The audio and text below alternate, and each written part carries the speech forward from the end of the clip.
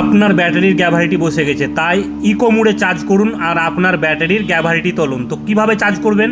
প্রথমে আপনার ব্যাটারি খুলে ক্যাপগুলো খুলে মুখগুলোতে দেখে নেবেন যে জল আছে কিনা। যদি জল কম থাকে তাহলে কিন্তু আপনি জল ভরবেন, কারণ আপনার জল 1 আঙুল খালি ছিল, সেখানে হাফ আঙুল জল ভরে তারপরে কিন্তু আপনি ব্যাটারিটিকে চার্জ করবেন।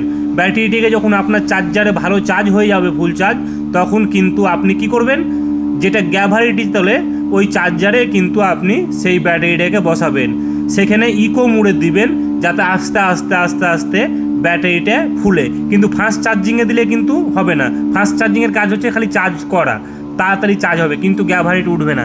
এগুলো হচ্ছে এক্সাইড কোম্পানির ব্যাটারি, তাই আমি এই ব্যাটারিগুলোকে আজকে এই মুহূর্তে এখন গ্যাভারিটি তুলছি, কারণ এই ব্যাটারিগুলো গ্যাভারিটি ডাউন হয়ে গেছে। তাই আমি প্রথমে আপনারাকে দেখালাম যে ইকো মোডে এক চার্জারের সুইচ কিন্তু দেওয়া আছে।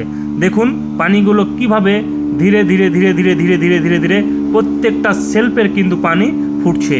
আর ইকো মোডের কাজ হচ্ছে প্রত্যেকটা সেলফের পানিকে ধীরে ধীরে ফুটানো, কারণ ইকো মোডের শক্তিটাই অনেক বেশি, আর সেই কারণে টোটোর ব্যাটারির গ্যাভারিটি উঠতে খুব সহযোগিতা করে। তাই টোটোর ব্যাটারি আপনি না খুলেই আপনার গ্যাভারিটি তুলতে পারেন। আর একটা কথা, আপনার ব্যাটারিগুলো যেরকম নোংরা হয়ে আছে, এরকম নোংরা থাকলে কিন্তু আপনি সার্ভিস পাবেন না এবং তার ভালো থাকবে না, পোল ভালো থাকবে না। দেখুন আপনার পোলগুলো কিভাবে জং, আর্সেনিক, আয়রন জমে ব্যাটারির বাদ হয়ে আছে। এই যে ইকো মোডে তাহলে চার্জ, এখন আমার ব্যাটারি ফুল গ্যাভারিটি